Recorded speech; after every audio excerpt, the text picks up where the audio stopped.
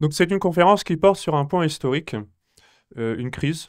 Une crise comme il y en a beaucoup eu dans l'histoire. Une crise qui concerne la papauté. Et c'est pour cela que je voulais en parler, même si c'est une crise qui est très différente de la nôtre. Donc ne pensez pas qu'on va pouvoir appliquer exactement tout ce qui s'est passé à la lettre pour l'appliquer à notre situation. Ça reste cependant une crise de la papauté. Et sous ce point-là, c'est très intéressant puisqu'il y a forcément certains principes qui sont des principes pérennes et qui se retrouvent euh, à l'époque et qui se retrouvent encore aujourd'hui. Et aussi, il va y avoir certains aspects plutôt pratiques, disons, concernant ce qui s'est passé, qui vont peut-être nous rassurer, parce que quand on voit la crise que nous traversons, la durée de cette crise, l'intensité de cette crise et concrètement la pagaille que cette crise a causée, eh bien, ça peut nous rassurer de voir que dans l'histoire de l'Église, il y a eu aussi très souvent des crises. Euh, je pense que vous avez tous entendu parler de la crise arienne. C'est une grande crise de l'histoire de l'Église où une bonne partie des évêques catholiques sont tombés dans l'arianisme ou au moins ont traficoté avec l'arianisme. Et bon, en tout cas, il y a toujours eu des crises dans l'Église, ça c'est important de le comprendre. Alors, il y a tout un aspect historique qui du coup ne va pas être l'objet de grands débats, mais qui je pense sera très intéressant. Après, pour des conséquences plus pratiques, évidemment, il y a des questions qui sont un peu plus disputées, même entre historiens ou entre théologiens. Et donc, il y a certaines choses qui d'une certaine façon, n'engageront que moi, c'est-à-dire euh, que ce soit pour ma conférence ou pour la conférence des autres prêtres, il faut bien que vous compreniez qu'il y a certaines choses peut-être qu'un prêtre va dire, et ça ne veut pas dire nécessairement que l'autre prêtre est d'accord. Ça a toujours été vrai dans l'Église sur des questions disputées. D'accord? Donc ça, c'est important de le comprendre pour, d'une certaine façon, relativiser certaines choses. Alors pourquoi est-ce que je voulais parler du grand schisme d'Occident? Ça nous semble être un contexte très lointain. Le schisme d'Occident, c'est 1378, 1417. Donc on remonte déjà à 7 siècles à peine. Donc c'est une crise qui est très lointaine. C'est un contexte qui est très différent. On est dans une société chrétienne, une société de haut Moyen Âge chrétienne, avec des rois, des monarchies chrétiennes. À ce moment-là, il n'y a pas encore eu la révolte de Luther, il n'y a pas encore eu la révolte d'Henri VIII, donc l'Angleterre est chrétienne, tout ce qui est aujourd'hui l'Allemagne, l'Empire, était chrétien.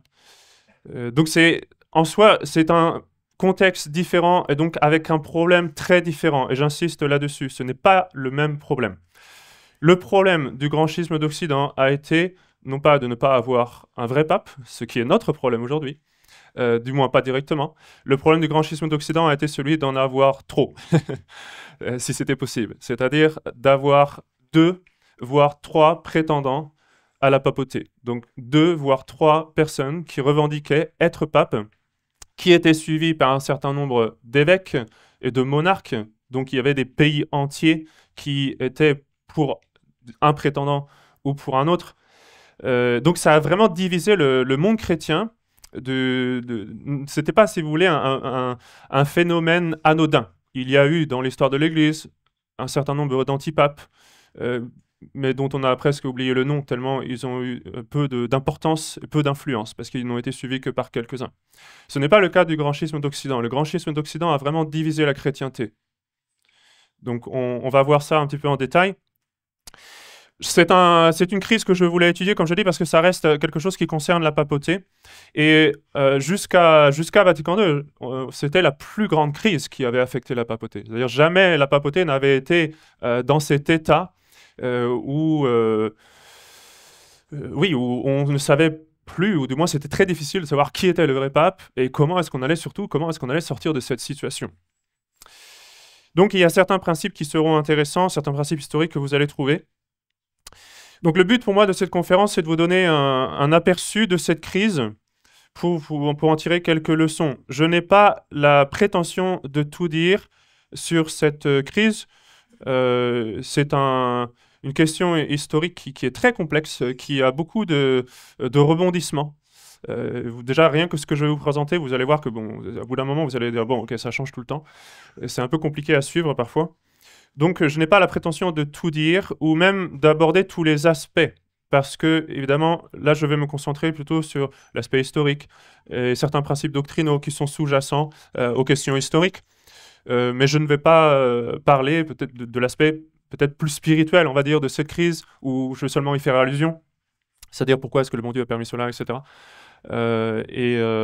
Donc, je n'ai pas l'intention ou la prétention, disons, d'être complet, c'est pas possible. Alors, avant de commencer, puisque pour certains d'entre vous, je suppose que c'est un sujet complètement nouveau, que vous connaissez très peu. Alors, je me suis dit qu'il fallait d'abord que je donne une sorte de présentation assez simple et assez succincte pour vous présenter un peu l'ensemble de cette crise. Et après, je reviendrai sur certains points en particulier pour les détailler. Donc, c'est une crise qui a duré à peu près 39 ans. Les historiens souvent l'arrondissent à 40 ans, parce que 40 ans, évidemment, c'est un nombre un peu plus biblique, surtout pour une crise de cet ordre-là. Mais en réalité, donc c'est une crise qui a duré de 1378 à 1417. Donc depuis l'élection du pape Urbain VI, et surtout de l'élection de son rival Clément VII, jusqu'au concile de Constance, qui finalement va réussir à mettre fin au fait qu'il y ait justement plusieurs branches et plusieurs papes pour aboutir à l'élection d'un pape unique, à savoir Martin V. Donc pendant cette crise, comme je l'ai dit, il y a eu 2 voire 3 papes. Et je vais vous raconter rapidement ce qui s'est passé, et après j'y reviendrai comme j'ai dit. Alors, en 1378, le pape Urbain VI est élu, mais quelques mois plus tard, les cardinaux qui l'avaient élu ont soutenu qu'ils avaient été forcés de l'élire par la pression qu'avait exercée le peuple romain. Et on va retourner là-dessus, je vais vous expliquer un petit peu ce qui s'est passé. Donc concrètement, ils disent qu'ils n'étaient pas libres, que quand ils ont élu Urbain VI, ils étaient forcés à cause des circonstances, ils avaient tellement de pression qui leur était mise, les Romains voulaient absolument un pape romain. En fait, ce schisme, grand schisme d'Occident, vient après la papauté d'Avignon. Bon, le pape, c'est l'évêque de Rome. Le pape, c'est l'évêque de Rome. Bergoglio, il aime bien le dire à outrance. Mais c'est vrai, il y a quelque chose de vrai dans cela, c'est-à-dire c'est vraiment l'évêque de Rome. Rome est son diocèse. Et donc, normalement, le pape est à Rome. Mais le pape peut voyager, évidemment. Donc, si l'évêque de Rennes est en voyage, par exemple, en Italie, ça reste l'évêque de Rennes, même s'il n'est pas à Rennes, comprenez? Donc, même si l'évêque sort de son diocèse, il reste l'évêque de son diocèse. Et c'est toujours lui le chef de son diocèse. Donc, quand le pape sort de Rome, ça reste l'évêque de Rome. Et en réalité, au Moyen-Âge, il était assez fréquent pour le pape de voyager. Bon, évidemment, dans la région, concrètement, il restait en Europe, hein, il ne prenait pas l'avion pour aller en Amérique, évidemment. Mais quand même, à l'occasion, le pape se déplaçait et pouvait rester un mois, voire plusieurs mois, voire même quelques années dans une ville ou une autre, à Lyon, à Milan, que sais-je. Donc, en soi, le pape, même s'il part de Rome, de façon temporaire, ça reste l'évêque de Rome. Il gouverne l'Église de là où il est. Et les historiens, en fait, reprochent, enfin, disons, expliquent que ce qui s'est passé avec la papauté d'Avignon, tout cela remonte un petit peu à cause de la dispute qu'il y a eu entre Philippe le Bel et Boniface VIII et les conséquences que ça a eu. On ne peut pas rentrer dans les détails de tout cela. Mais en fait, ça faisait déjà un bon moment, ça faisait plus ou moins 70 ans que le pape, évêque de Rome, n'habitait plus à Rome, mais résidait à Avignon. Donc, aujourd'hui, c'est la France. À l'époque, ce n'était pas le territoire qui était sous le roi de France directement, c'était en fait un territoire qu'il considérait plutôt neutre. Le comtat vénécin, qui est juste à côté d'Avignon, avait été donné au pape par Philippe III le Hardi, donc après Philippe le Bel. Après Saint-Louis, mais avant Philippe le Bel. Et le pape va finir par acheter le territoire d'Avignon lui-même et en faire sa résidence. Alors, on ne peut pas rentrer dans tous les détails historiques, sinon on va se perdre. Mais la raison pour laquelle le pape est resté à Avignon assez longtemps, c'est concrètement à cause de la situation politique italienne. Et bon, et après, c'était un peu un cercle vicieux, c'est-à-dire que le pape est resté à Avignon parce qu'il avait peur des révoltes et de tout ce qui se passait à Rome. Mais en fait, le fait qu'il ne soit pas à Rome rendait les choses encore pires. Donc, ça, c'est un peu le problème. C'était un cercle vicieux. Le fait que le pape s'absente de Rome était la cause un peu de tous les soulèvements. Il y avait des révolutions, il y avait des soulèvements. C'est pour ça, d'ailleurs, bon, c'est une petite parenthèse historique, mais c'est pour ça que l'attentat de Philippe le Bel contre Boniface VIII a eu lieu non pas à Rome, mais à Anagni. Parce que déjà, à l'époque, le pape sortait assez souvent de Rome pour être plus tranquille. Et donc c'était le cas. Boniface VIII était un petit peu au sud de Rome, à Anagni, quand il y a eu l'attentat d'Anagni. Bon, toujours est-il que pendant, donc, au XIVe siècle, le pape, évêque de Rome, est resté assez longtemps et se sont succédés. Il y a eu 7 papes d'Avignon, des vrais papes, se sont succédés à Avignon. Ils étaient à Avignon et donc ils ont commencé évidemment à s'installer et c'est pour ça qu'il y a à Avignon aujourd'hui le Palais des Papes et toute la ville s'est développée à ce moment-là. Elle a décuplé en termes de population et d'importance, etc. Mais à la fin du XIVe siècle, grâce surtout à Sainte Catherine de Sienne, le pape, c'était le pape Grégoire XI, a fini par rentrer à Rome. Donc le pape Grégoire XI est rentré à Rome, on est dans les années 1370, j'ai oublié exactement l'année exacte, mais c'est juste avant sa mort, 1378, 1377, quelque chose comme ça. Finalement, il est rentré à Rome, malgré le contexte politique qui est très, très instable, mais Sainte Catherine de Sienne vraiment insistait. Et évidemment, Sainte Catherine de Sienne, c'était une mystique qui recevait des lumières toutes spéciales du bon Dieu. Et elle insistait sur la nécessité pour le pape de rentrer à Rome concrètement en lui disant que les choses allaient vraiment mal tourner. Et d'ailleurs, elle a prophétisé le grand schisme d'Occident un petit peu avant que ça se produise, en prédisant qu'il y aurait cette terrible division dans le sein de l'Église. Toujours est-il que le pape Grégoire XI est rentré à Rome à la fin du XIVe siècle. Et donc après, il y a eu l'élection d'Urbain VI, mais voilà, il y a eu tout ce contexte justement du peuple romain qui mettait pression aux cardinaux. Les cardinaux, quelques mois plus tard, parce qu'ils concrètement ils s'entendaient mal avec le nouvel élu, parce que Urbain VI voulait tout réformer, et en particulier réformer la vie luxueuse des cardinaux. Donc finalement, ils ont dit l'élection qu'on a faite n'est pas valide parce qu'on a été forcé. Et alors ils ont élu Clément VII. Clément VII a essayé par la force des armes de prendre Rome, il n'a pas réussi, il s'est réfugié à Avignon, là où avaient été de vrais papes pendant 70 ans.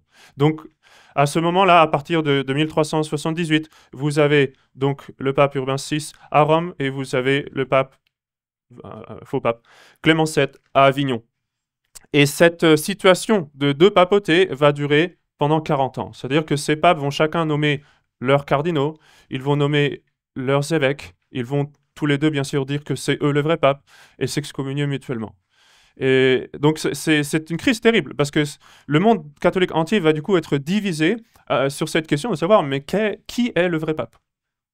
Et c'est une situation qui va durer et qui finalement va se résoudre par le Concile de Constance. Avant cela, il y a eu un premier essai de résolution au début du XVe siècle, en 1409, avec le concile de Pise. Donc, les cardinaux, un certain nombre, disons, de cardinaux et d'évêques se sont réunis en se disant, vraiment, il faut faire quelque chose. Ils ont prétendu déposer les deux prétendants à la papauté, qui à ce moment-là était un peu différent. On était passé à Grégoire XII du côté de Rome et Benoît XIII du côté d'Avignon. Et en disant, voilà, on fait table rase, ce sont des hérétiques, des schismatiques, tout ce que vous voulez. Maintenant, on élit un nouveau pape, Alexandre V, qui va devenir maintenant le pape de Pise. Et donc à partir de ce moment-là, on n'a plus seulement 2 papes, mais 3 papes. Évidemment, c'est pas possible dans l'Église d'avoir 3 papes. Il ne peut y avoir qu'un seul pape. Alors ce qui est intéressant quand même, je dois le dire, c'est que l'Église n'a pas tranché, du moins avec autorité, pour savoir qui vraiment était le vrai pape pendant cette crise du grand schisme d'Occident.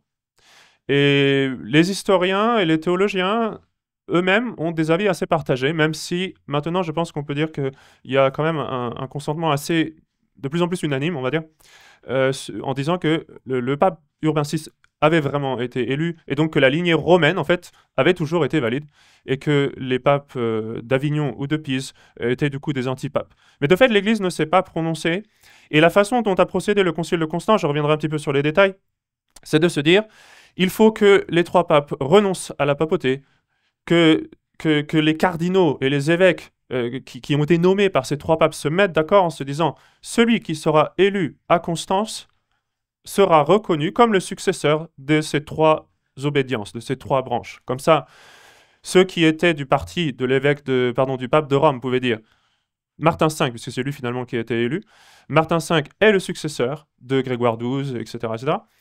Ceux qui étaient plutôt de la branche d'Avignon pouvaient dire Martin V est le successeur de Benoît XIII, et ceux qui étaient de la branche de Jean XXIII, excusez-moi, c'est comme ça, c'est son nom, pouvaient dire voilà, c'est le successeur de Jean XXIII, même si en fait Jean XXIII finit par renoncer, et Grégoire XII aussi. Bon, on va revenir là-dessus. Alors, je vous ai du coup mentionné Jean XXIII, c'est peut-être un nom qui peut vous surprendre, puisque vous connaissez sans doute un autre Jean XXIII, à savoir celui qui a ouvert le Concile Vatican II. En réalité, ce qui s'est passé, comme je l'ai dit, c'est que donc vous aviez des papes de 3 branches, d'accord, donc à Rome, à Avignon et à Pise, qui du coup ont pris des noms de papes. Donc, vous avez Urbain VI à Rome, Boniface IX, Innocent VIII, j'espère que je ne suis pas en train de sauter le numéro, et puis pour finir, Grégoire XII. À Avignon, vous avez Clément VII, et ensuite vous avez Benoît XIII, et à Pise, vous aviez Alexandre V et Jean XXIII. Alors, ce qui s'est passé, c'est que plus tard, dans les siècles qui ont suivi, certains nouveaux papes qui ont été élus papes, du coup, avaient voulu prendre le nom de Clément ou de Benoît ou de Jean. Et donc, forcément, il se pose la question de savoir quel nom on va prendre.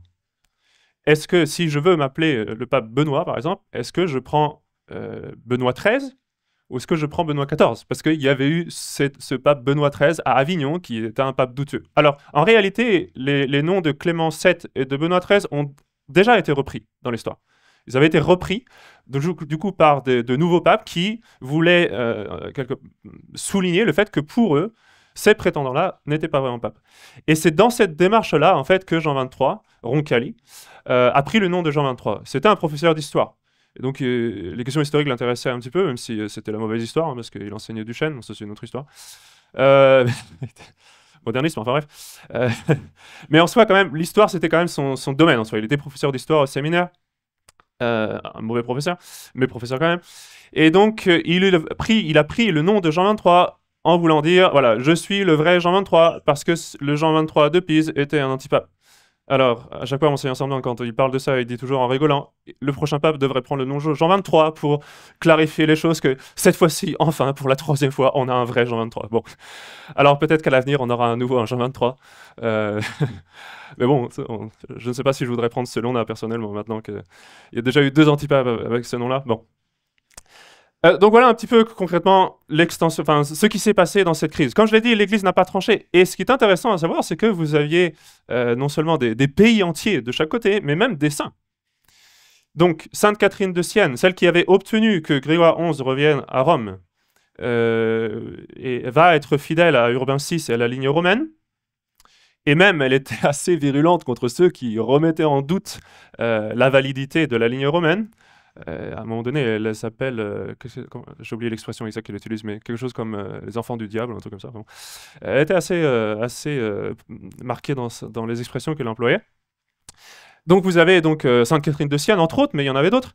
Et du côté, par exemple, de la papauté d'Avignon, vous aviez notamment Saint Vincent Ferrier, qui pour nous est important, puisque Saint Vincent Ferrier, même s'il était d'origine espagnole, de Valence, a terminé ses jours en Bretagne, est un saint très important, et nous avons ses reliques à Vannes. Et Saint Vincent Ferrier était convaincu que le vrai pape, c'était celui d'Avignon. Donc Clément VII, puis Benoît XIII. Non seulement ça, mais il a écrit pour défendre la validité, la légitimité des papes d'Avignon. Non seulement ça, mais il était même le confesseur de Benoît XIII.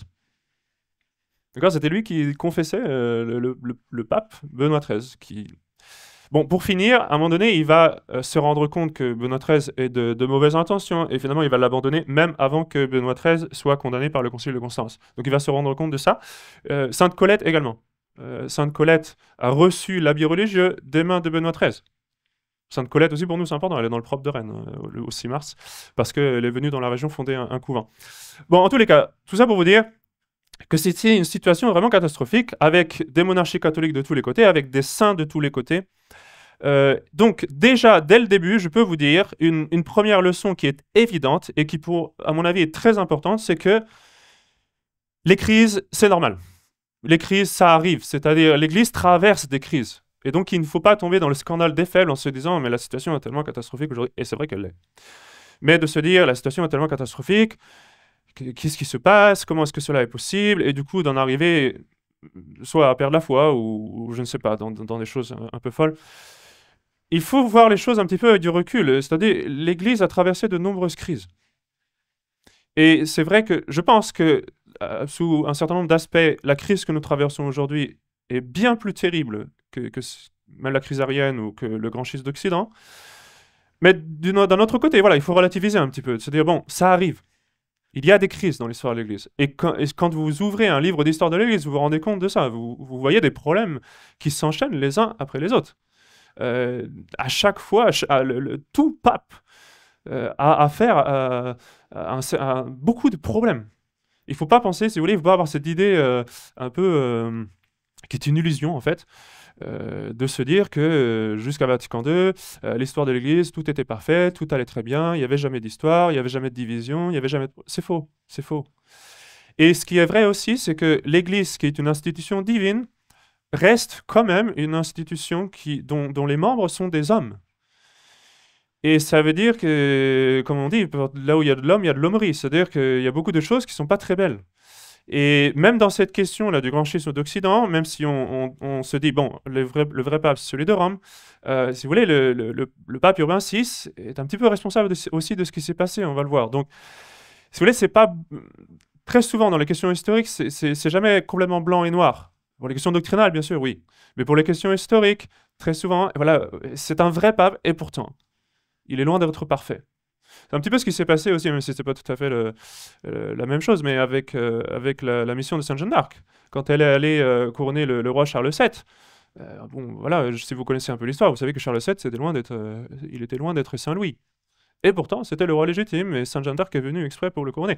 Alors, dans l'Église, c'est la même chose, c'est-à-dire, parce que quelqu'un est vraiment le pape, ça ne veut pas dire qu'il n'a pas des faiblesses humaines, que parfois il ne prend pas des mauvaises décisions au niveau de la prudence.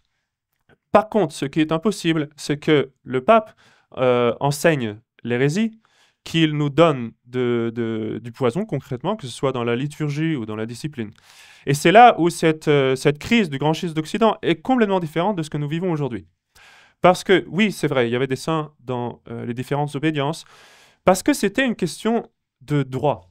Le problème, c'était de savoir quel était vraiment le pape qui avait été légitimement élu.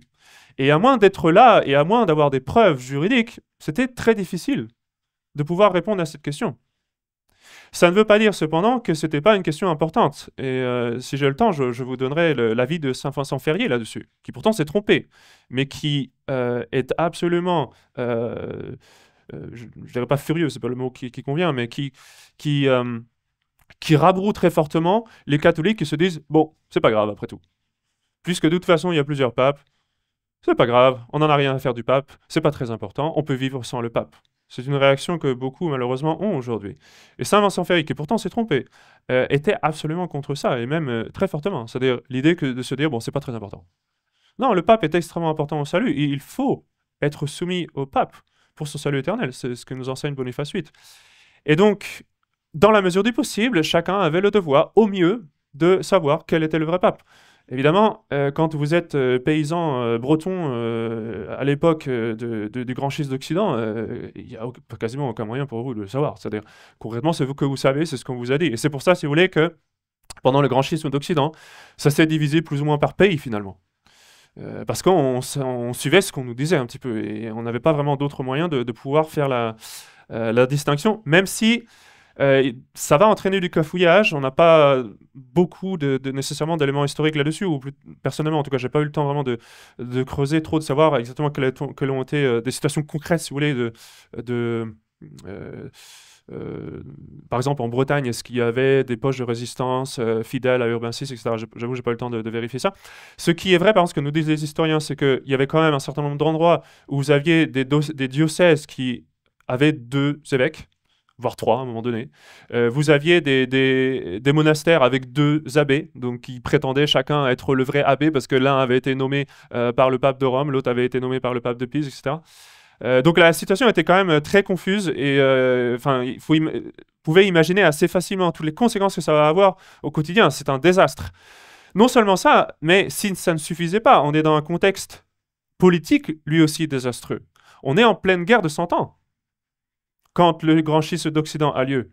Vous avez une guerre continuelle entre l'Angleterre et la France, bon, même s'il y a des hauts et des bas, il y a des moments de trêve, mais on est en pleine guerre de 100 ans. Et donc, même au point de vue politique, c'est compliqué. Et très souvent, du coup, les questions politiques vont aussi s'immiscer dans les questions religieuses, parce que, du coup, c'est très pratique, si vous voulez, de se dire, bon, vous, comme vous êtes le prétendant à tel trône, mais que vous êtes pour Urbain VI, moi, je vais évidemment utiliser comme un argument le fait que le vrai pape, c'est Benoît XIII, donc c'est moi qui devrais être le roi ou le comte de tel endroit. Donc, vous voyez, les questions politiques vont se mêler aux questions religieuses. Et du coup, ça va être encore plus compliqué de déterminer les choses. En Bretagne, on sort d'une grande guerre de succession, ce qu'on appelle la guerre des 2 Jeannes, entre la succession de la maison de Montfort et la succession de Charles de Blois. Si vous connaissez un peu cette histoire-là, donc on est finalement assez peu de temps après le miracle d'ailleurs de Notre-Dame des Miracles et Vertus à la basilique Saint-Sauveur. Bon, c'était une question. Mais et on a une situation, un contexte politique difficile, que ce soit en Bretagne, que ce soit en France, à cause de la guerre de 100 ans. Après, en Angleterre, après le Grand Schisme d'Occident, il y aura une autre guerre de succession entre différentes maisons, la maison des Lancastre, la maison des York. Et finalement, il y aura c'est la maison Tudor qui va ressortir héritière du trône anglais, qui est un peu un compromis entre les deux. Enfin, vous avez des guerres de succession un peu partout. D'ailleurs, c'est une petite parenthèse là, mais j'ai été surpris en préparant ma conférence de voir que le dernier monarque à parler breton, c'est le roi Henri VII d'Angleterre. Le premier de la dynastie des Tudors, parce que justement, pendant la guerre de succession, il était venu se réfugier en Angleterre. Bon, en tout cas, c'est le dernier roi à avoir parlé breton. Petite parenthèse historique pour vous. Donc, il y a... voilà, c'est le cafouillis. Alors, avant de rentrer dans le détail de l'histoire, je vais faire quand même quelques rappels qui, pour certains d'entre vous au moins, seront évidents, mais qu'il est important de préciser pour que tout le monde soit un peu sur la même page. La papauté est d'institution divine. Quand notre Seigneur a établi la Sainte Église, il a voulu que Saint-Pierre en soit le chef et que toute l'autorité de l'Église dérive de lui, concrètement.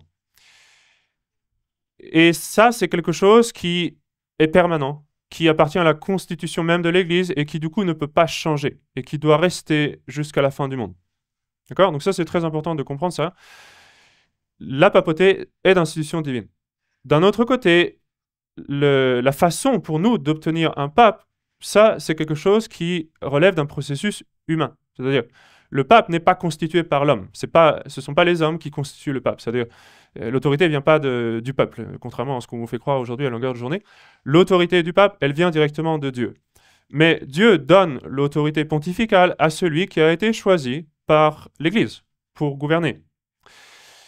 Donc ça relève d'un processus humain et il peut y avoir des problèmes, concrètement. Il peut y avoir des problèmes.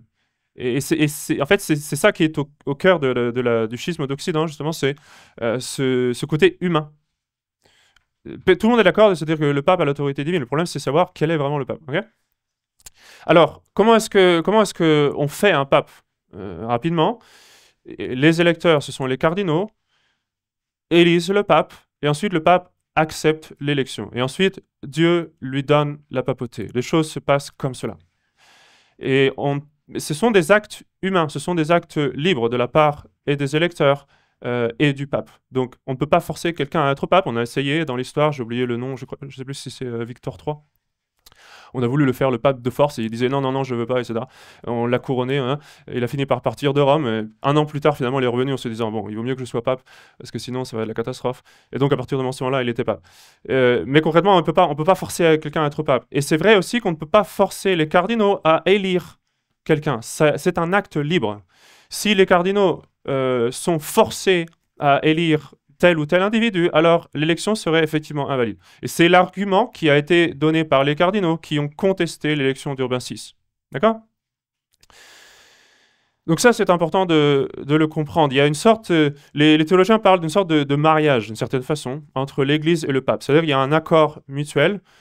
L'Église est d'accord de désigner telle personne pour être le pape, est d'accord de lui obéir, etc. Et d'un autre côté, le pape s'engage à certaines choses. Donc une des leçons sur lesquelles je vais insister un peu plus tard, ça va être de dire le pape ne peut pas faire n'importe quoi. Et d'ailleurs, ça va être un des arguments qui vont mener à la déposition de Benoît XIII, justement, c'est de se dire, vous ne pouvez pas garder l'Église otage de cette situation catastrophique dans laquelle elle est. On y reviendra plus tard. Alors, je vais rapidement revenir sur toutes les questions historiques qui sont, que j'ai évoquées rapidement. En fait, surtout en me concentrant sur certains points. L'élection d'Urbain VI, qui est à la racine de ce schisme. Elle a eu lieu le 8 avril 1378. Donc, je vous ai dit, le pape qui était à Avignon depuis 70 ans avait décidé de rentrer à Rome. Il est mort à Rome, c'est-à-dire Grégoire XI. Il est mort à Rome dans ce contexte politique très tumultueux, où il y avait régulièrement des révoltes en Italie. L'Italie n'était pas un pays uni. D'accord, donc il y avait toutes sortes de problèmes. Je vous épargne un peu tout ça. Mais ce qui s'est passé, c'est que les Romains, le peuple romain, qui avait été privé de pape, c'est-à-dire le pape n'était pas là depuis maintenant 70 ans, quand ils ont vu que le pape Grégoire XI, qui venait enfin de rentrer, est mort, alors ont voulu être sûrs qu'ils avaient un pape romain, ou au moins italien, qui reste à Rome. Les Romains voulaient vraiment que le pape soit à Rome. Donc, ils ont commencé à faire beaucoup de pression sur les cardinaux en leur disant « Élisez un Romain. Arrêtez d'élire des Français. » Parce que, en fait, les papes d'Avignon étaient français. Bon, français au sens large, parce que ce n'était pas forcément le royaume de France à l'époque, mais en tous les cas, ils étaient tous français, disons, de ce qui est la France aujourd'hui. Donc, ils voulaient absolument avoir un Romain. Certains historiens rapportent que le peuple est allé sonner le tocsin dans toute la ville de Rome pour faire comprendre aux cardinaux. C'était plus ou moins une menace de mort, si on veut. En tout cas, certains disent ça, d'autres contestent, disent que c'est pas vrai. Bon. Ce qui est vrai, c'est que la foule romaine était absolument dévergondée et intenable. Donc, les cardinaux avaient réussi quand même à s'enfermer et à procéder à l'élection. Concrètement, ils n'arrivaient pas à se mettre d'accord sur un candidat qui fasse partie des cardinaux présents. Et donc finalement, ils ont décidé d'élire un évêque qui était de Bari, donc dans le royaume de Naples, au sud de l'Italie, qui s'appelait Barthélemy Prignano, qui donc va prendre le nom d'Urbain VI. Alors, lui avait travaillé à Avignon, donc bon, en tout cas, il avait une certaine expérience, etc. Et ils se sont dit, c'est parfait, il n'est pas romain, mais au moins il est italien. Il a quand même l'expérience des affaires ecclésiastiques. Et aussi, on savait qu'il avait des intentions de réformer l'Église. Parce que ça, c'est un autre problème sous-jacent à toute cette crise. C'est que les cardinaux, pour beaucoup d'entre eux, vivaient comme des pachas. Ils vivaient de façon très mondaine, pour certains même parfois immorale, mais au moins mondaine.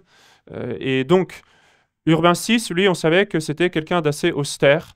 Même on savait qu'il portait le cilice, faisait des pénitences. Et donc on se disait, il va pouvoir réformer l'Église. Bon, le problème, c'est que lui, il a été élu dans ce contexte-là justement de la foule romaine qui mettait pression sur les électeurs, sur les cardinaux. Et il va vouloir aller un peu trop vite. Parce que il va non seulement vouloir réformer l'Église dans son ensemble, mais surtout, il va en fait s'attaquer aux cardinaux de façon assez virulente. Ceux qui l'ont élu. Donc, Urbain VI ne va pas se priver, même parfois de les insulter, le traiter d'idiots ou je ne sais quoi, en consistoire. Et donc, petit à petit, se mettre à dos tout le monde, en fait. Ce qui était pas très prudent, honnêtement, vu le contexte. Parce que ce qui s'est passé, c'est que les cardinaux qui l'ont élu, petit à petit, vont en avoir marre de cet individu qui non seulement veut tout réformer, mais qui même aussi le fait de façon assez dure et sèche. Et donc, petit à petit, ils vont commencer à parler entre eux.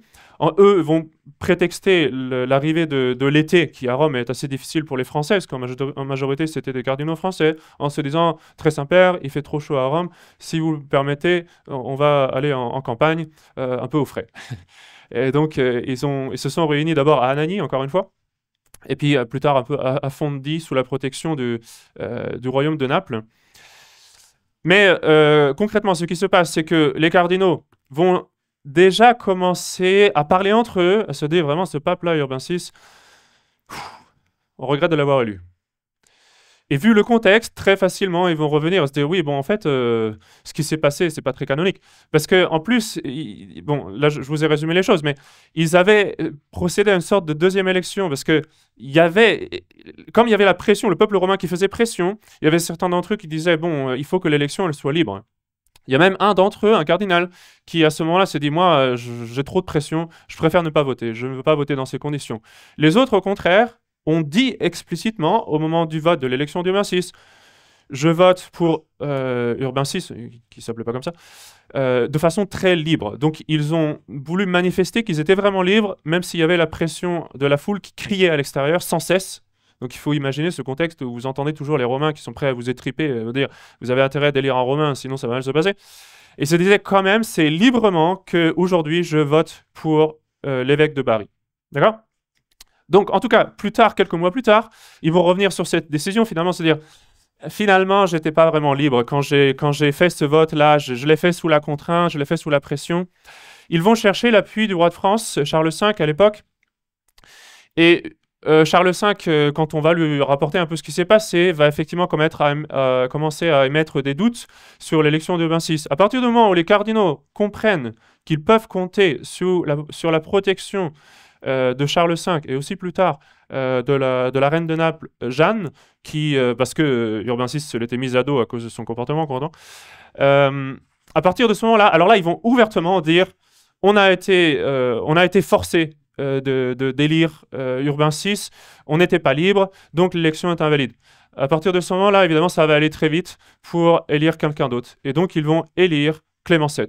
Et c'est le début du grand schisme d'Occident. D'accord ? C'est le début de tous ces problèmes. Concrètement, il faut bien comprendre une chose, c'est que cette crise, c'est à cause des cardinaux. Parce qu'ils ont mal fait les choses. C'est-à-dire, si vraiment vous étiez sous pression, alors ne votez pas. Ou alors, soyez des hommes, quoi. C'est-à-dire, assumez. Mais l'un ou l'autre. Faites votre travail. Normalement, vous savez pourquoi les cardinaux sont habillés de pourpre rouge ? C'est parce que normalement, ils sont censés verser leur sang, si nécessaire, pour défendre la foi et pour défendre l'Église romaine. Et là, concrètement, ils ont montré par leur comportement que c'était un peu des lâches, quoi. Donc, c'est vrai, il faut le dire, et les historiens le disent. Tout ça, c'est la faute des cardinaux. Donc, en tous les cas, à partir de ce moment-là, le pape Clément VII, le prétendant Clément VII, donc, est élu. Je crois que le son s'est coupé, vous entendez ? C'est bon là ? Ok. Donc le pape Clément VII est élu. Comme j'ai dit tout à l'heure, il va essayer, avec l'appui notamment d'une armée anglaise, de prendre Rome de force. Il ne va pas réussir. Du coup, il va se réfugier à Avignon, parce qu'à Avignon, il y avait déjà tout le nécessaire. Et puis il restait encore quelques cardinaux sur place, et des évêques et tout ça. Et on avait toute la chancellerie, la curie romaine encore bien installée. Donc c'était assez facile de retourner à Avignon. Donc c'est ce qu'il va faire, il va retourner à Avignon. Alors après, il y a tout plein d'essais, mais je ne vais pas pouvoir vous donner toute la chronologie. Puis franchement, c'est pas très important. Mais ce qu'il faut bien comprendre, c'est que c'est le chat et la souris. C'est-à-dire que c'est sans cesse des promesses des différents prétendants de dire oui, je veux remédier à cette situation dramatique. Et finalement, quand on essaie d'organiser les choses, finalement, il ne se passe rien. En particulier, l'Université de Paris va jouer un rôle très important. L'Université de Paris va vouloir remédier au problème. Elle va prendre position, dans un premier temps, pour Avignon. Donc, pour essayer de vous situer un petit peu la carte rapidement, la France a pris parti pour Clément VII et puis ensuite Benoît XIII. L'Angleterre restait fidèle à la lignée romaine, Urbain VI et ses successeurs. Une partie de l'Italie aussi, excusez-moi, est restée fidèle au pape de Rome. Tout ce qui est aujourd'hui l'Allemagne, à l'époque l'Empire et aussi la Hongrie, étaient plutôt fidèles à la lignée romaine. Je dois en oublier. L'Espagne va prendre le parti d'Avignon, surtout quand il y aura Benoît XIII, qui était espagnol, en fait, c'était le cardinal d'Aragon, qui s'appelait Pedro de Luna.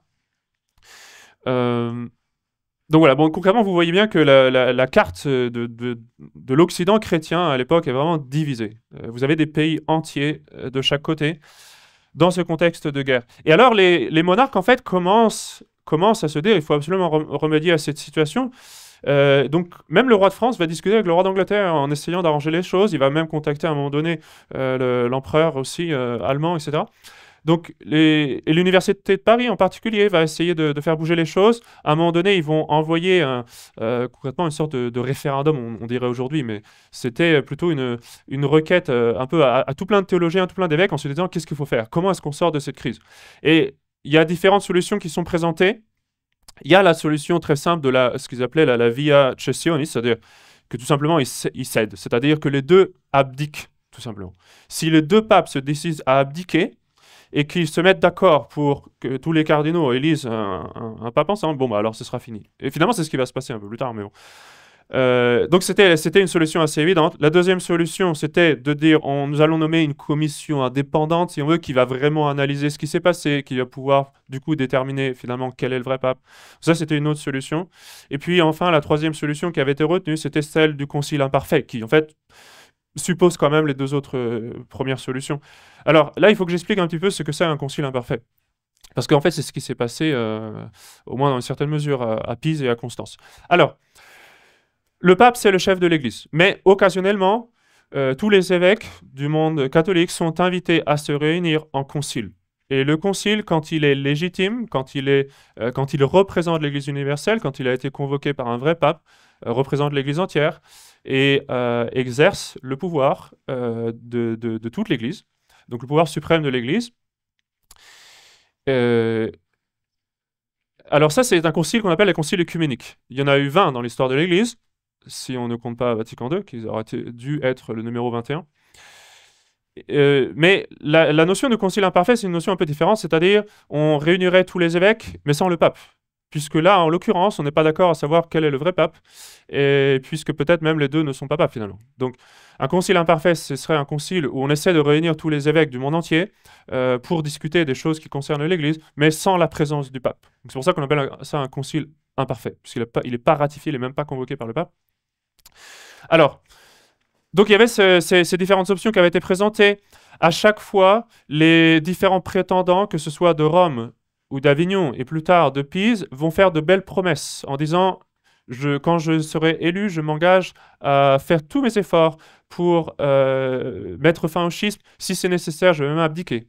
Mais concrètement, à chaque fois qu'ils étaient mis au pied du mur, il y avait toujours des prétextes. Il y avait toujours des prétextes. C'était parce que non, vous voulez que ça se fasse dans telle ville, mais moi j'ai pas confiance. Il va y avoir un guet-apens. Cette ville, je sais qu'ils sont favorables au pape de Rome. Ils vont peut-être me tuer, etc. Bon, il y avait toujours des prétextes concrètement, et à chaque fois ils se renvoyaient la balle concrètement en disant, voyez, moi je veux bien, mais c'est lui qui veut pas. Puis après c'était l'inverse. C'était moi je veux bien, mais c'est lui qui veut pas. Bon, alors ça a duré très longtemps. Ça a duré en tout 40 ans concrètement, même s'il y a eu cette pause qui est le concile de Pise, dont je dois parler rapidement, parce qu'il faudra que je finisse cette première partie. Le concile de Pise, qui a lieu en 1409, est un concile qui a réuni concrètement tous ceux qui en avaient marre. Parce qu'au bout d'un moment, il y a beaucoup d'évêques qui se sont rendus compte un peu de ce qui s'est passé, des cardinaux, et qui ont fini par abandonner et le pape de Rome et le pape d'Avignon, en disant, mais finalement, les deux, là, c'est pas possible, quoi, ils veulent rien faire. Et à chaque fois, ils font des belles promesses, et finalement, ils ne bougent pas. Alors, concrètement, au bout d'un moment, ils se sont dit, il faut vraiment faire quelque chose, et c'est pas eux qui vont le faire. Alors, réunissons, on n'a qu'à tous se réunir, et ceux qui étaient fidèles à la ligne romaine et ceux qui étaient fidèles à la ligne d'Avignon. Et si on se met d'accord, on va pouvoir résoudre la crise. Bon, le problème, c'est que ça n'a pas été un concile représentatif de l'Église entière. Parce que même si ça restait la majorité, c'est vrai, le concile de Pise a réussi à réunir la majorité des cardinaux. Ce n'étaient pas tous les cardinaux. Il restait encore des cardinaux qui étaient fidèles au pape de Rome, d'autres qui étaient fidèles au pape d'Avignon, et surtout, les deux prétendants en question n'étaient pas du tout d'accord avec ce qui se passait à Pise. Non seulement ça, mais ils avaient décrété que finalement le concile n'aurait pas lieu à Pise, mais ailleurs. Donc le pape Grégoire XII avait commencé à faire un concile, j'oublie exactement où, mais à un endroit. Le pape Benoît XIII voulait en faire un autre endroit. Et puis pendant ce temps-là, il y avait le concile de Pise. Alors chacun de son côté, il prétendait, non, c'est ici que l'on va résoudre les choses. Alors évidemment, ça a été un désastre. Ce qui s'est passé, c'est que le concile de Pise a déclaré les deux prétendants, donc de Rome et d'Avignon, comme étant hérétiques, schismatiques et tout ce que vous voulez, et du coup comme étant déposés de la papauté, donc voilà, démise même de toute prétention à tout titre. Et puis du coup on procédait à l'élection d'un autre pape. en se disant, ça y est, tout le monde catholique tout entier va se rallier derrière nous, ça va être génial, ça va être la fin de la crise. Et donc c'est l'élection d'Alexandre V qui va mourir assez rapidement, qui va laisser la place à Jean XXIII. Et en fait, c'est tout le contraire qui s'est passé, c'est-à-dire qu'au lieu d'être un remède, ça a juste rajouté encore plus de confusion, parce que maintenant le monde catholique n'était plus seulement divisé en deux, mais maintenant en trois. Et derrière les trois lignées restaient encore des pays entiers, et des cardinaux et des évêques. Donc ça n'avait pas réussi. Alors, ce qui s'est passé du coup, c'est que quand même, là ça commençait vraiment à chauffer, parce qu'on avait vraiment marre de cette crise. Et donc, pour finir, même les cardinaux qui avaient participé au Concile de Pise, qui avaient élu Jean XXIII, ont fini par lui mettre la pression pour recommencer cette expérience, c'est-à-dire il faut à nouveau convoquer un concile, et cette fois-ci, il faut vraiment réunir tout le monde, il faut que les trois prétendants abdiquent, renoncent à leurs droits, qu'on puisse enfin procéder à l'élection d'un vrai pape.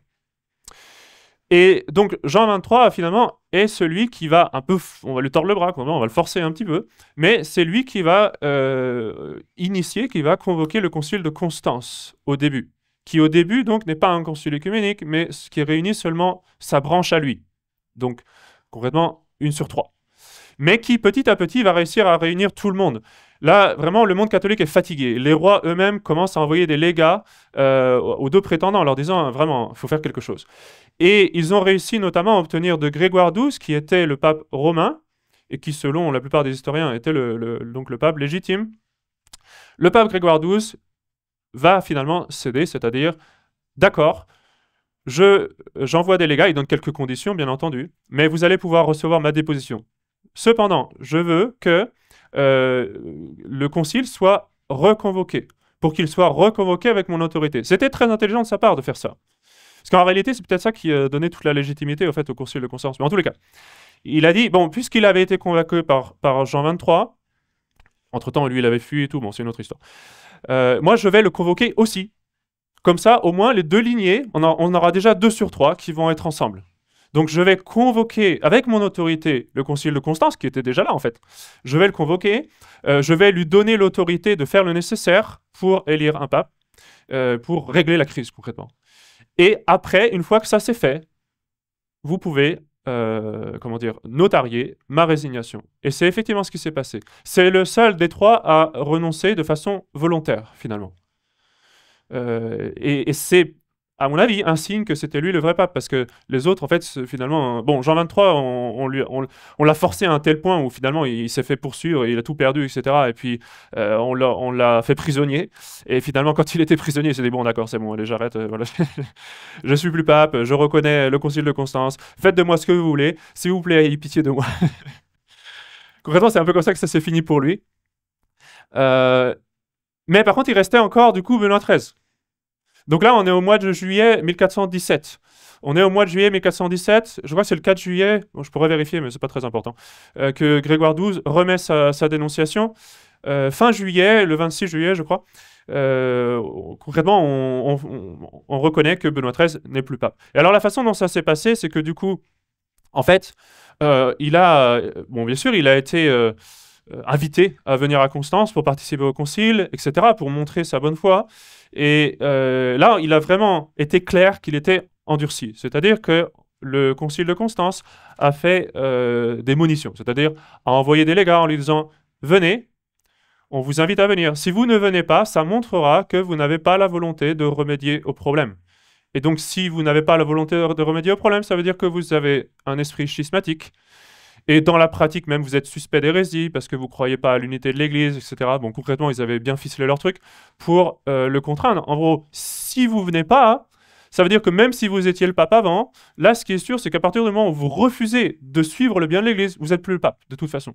Et donc, c'est ce qui va se passer. Ils vont en fait envoyer jusqu'à 3 fois des légats pour lui envoyer des munitions. En gros, lui dire faites quelque chose. Si vous ne faites rien, ça veut dire que au moins tacitement, vous renoncez à la papauté. Et donc, c'est comme ça, en fait, que le concile de Constance va résoudre les choses. C'est de dire, à supposer que même s'il était pape avant, maintenant, c'est sûr qu'il ne l'est plus.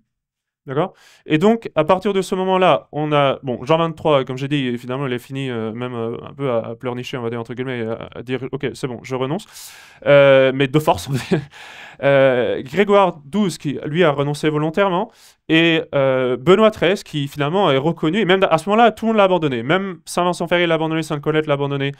Tout le monde va l'abandonner. Le monde catholique, dans son ensemble, va finir par l'abandonner. Plus tard, même la couronne d'Aragon, qui restait son dernier soutien en Espagne.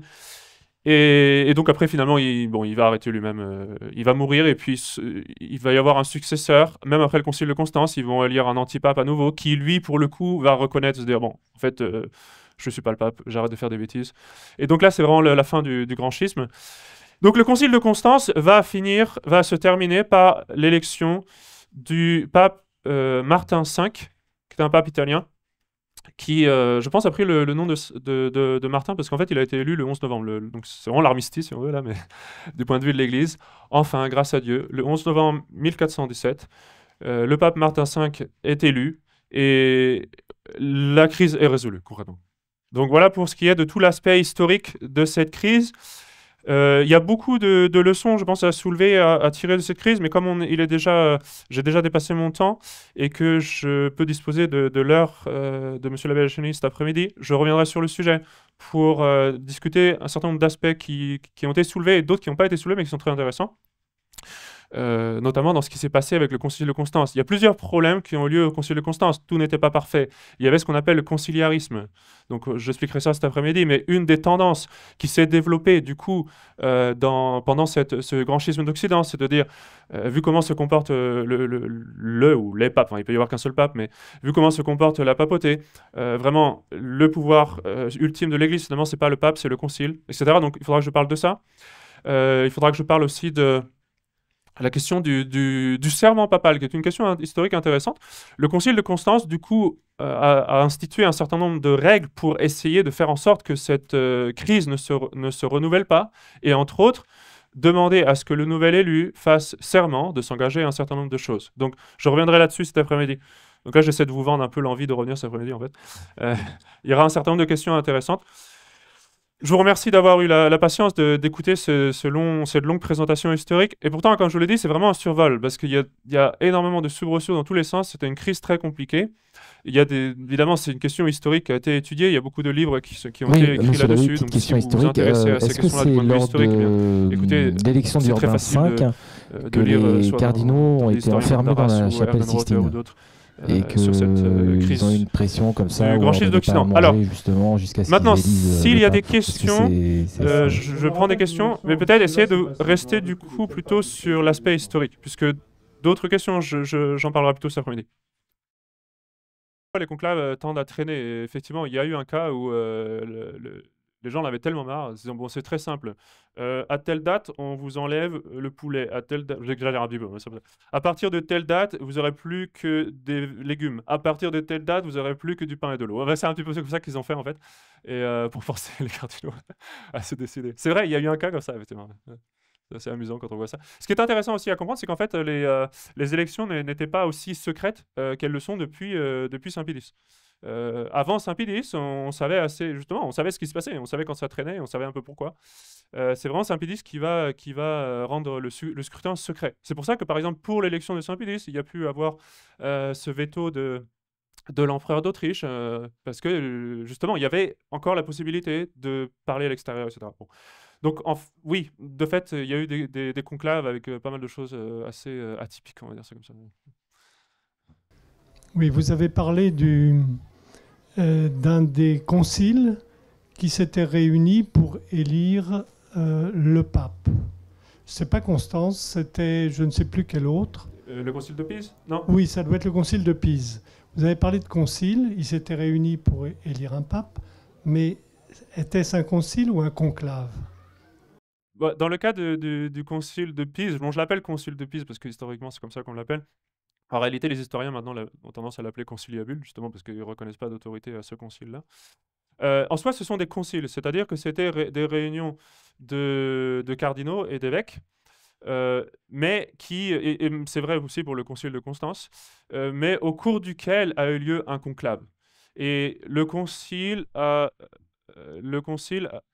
Ça passe là, quoi. C'est bon?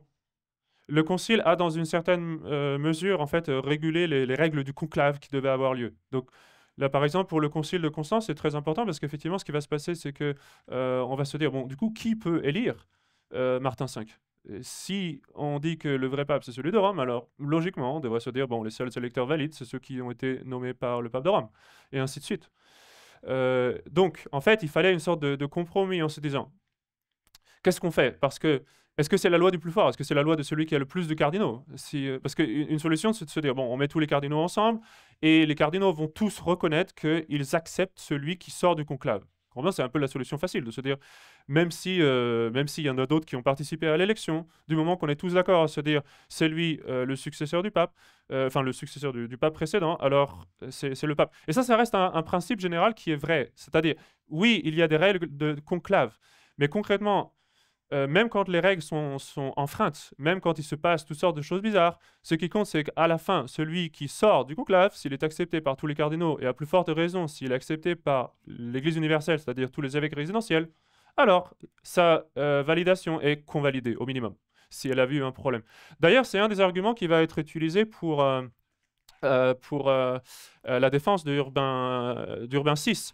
Urbain VI va faire appel à l'expert de droit de l'époque, qui s'appelait Baldus de Pérouse, qui lui va faire une défense assez complète en expliquant pourquoi l'élection était vraiment valide, etc.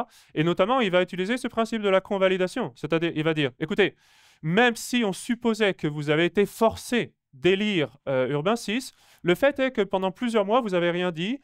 Non seulement vous n'avez rien dit, mais en fait, vous le traitiez comme un pape. Vous lui faisiez des cadeaux comme un pape, vous le nommiez au canon de la messe comme un pape, vous chantiez le Tu es Petrus, etc., pour un pape, etc. Il disait, écoutez, si vraiment vous avez, en supposant que l'élection aurait été invalide parce qu'il y avait un défaut de consentement, c'est-à-dire on vous a forcé un petit peu à voter sur cette personne-là, de fait, votre consentement aurait été convalidé par votre attitude extérieure. Et ça, c'est vrai, c'est un vrai principe. Donc, si vous voulez, en soi, honnêtement, c'est assez large dans une certaine mesure. C'est-à-dire, normalement, les électeurs du pape, ce sont les cardinaux. Qu'est-ce que sont les cardinaux? Parce que c'est une autre question un petit peu importante. Les cardinaux, concrètement, dans l'Église, vous avez ce qu'on appelle les cardinaux prêtres, les cardinaux évêques, les cardinaux diacres.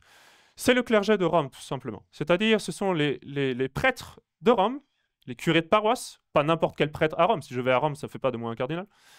Mais sinon, ce serait un peu facile, on aura déjà un pape, vous inquiétez pas.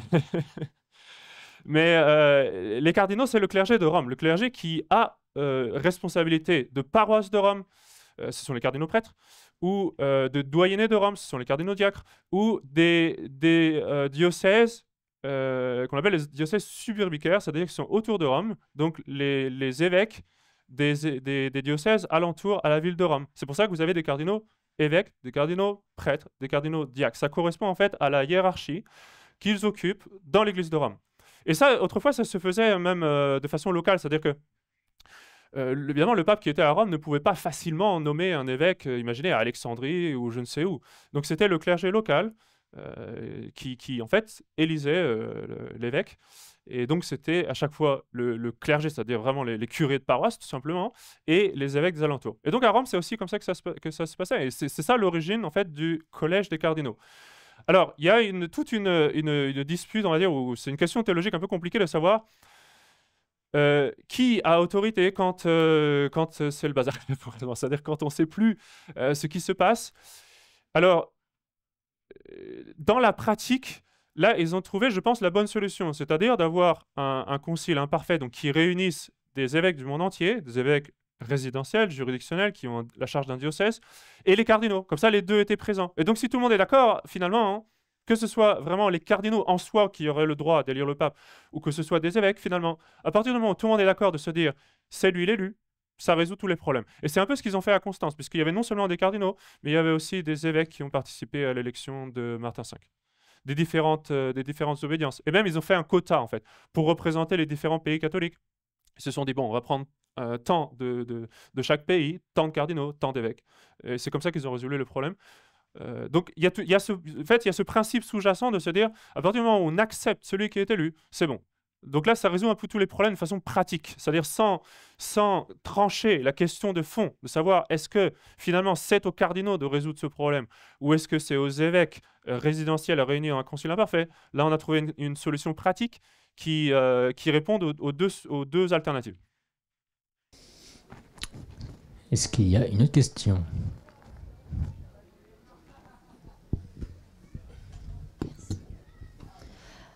Est-ce qu'on sait si, au niveau du peuple, des peuples, s'ils avaient conscience de cette crise, ou si pour eux, ils pensaient que le pape, c'était le pape d'Avignon, car il vivait en France, ou au moins cette crise circulait un peu parmi des couches du peuple et... Comme je vous ai dit, bon, je m'en tiens un petit peu à ce que j'ai vu, c'est-à-dire des choses assez générales.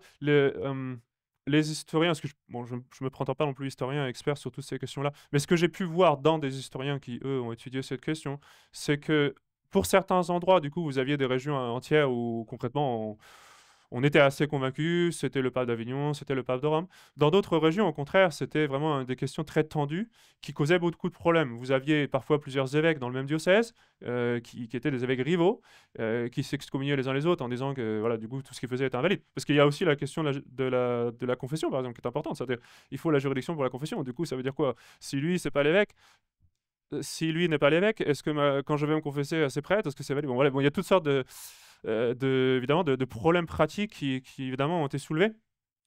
Donc, concrètement, les historiens font état du fait que, oui, il y avait des divisions dans certains endroits, mais c'était surtout le clergé. C'est-à-dire, il y a eu peu de déplacements de population causés par ça. La plupart des gens s'en tenaient à ce qu'ils connaissaient. Et ce qu'ils connaissaient, c'était ce qu'on leur disait là où ils étaient. Et du coup, la plupart des gens étaient de bonne foi là où ils étaient. Donc en France, on pensait que oui, finalement, le vrai pape, c'était...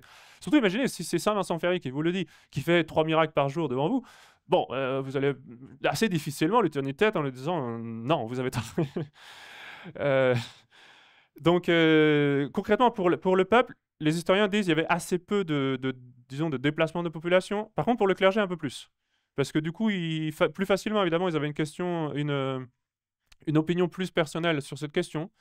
Et du coup, par conséquent, il y en a qui étaient obligés de partir parce que ils étaient malvenus là où ils étaient. Parce que dans certains endroits, du coup, ils allaient jusqu'à prendre les armes pour résoudre le problème, on va dire. Parce qu'évidemment, si vous avez 2 évêques à un endroit, imaginez, ça fait forcément des tensions. Donc il y avait des familles divisées, il y avait des ordres religieux divisés, il y avait des communautés religieuses divisées.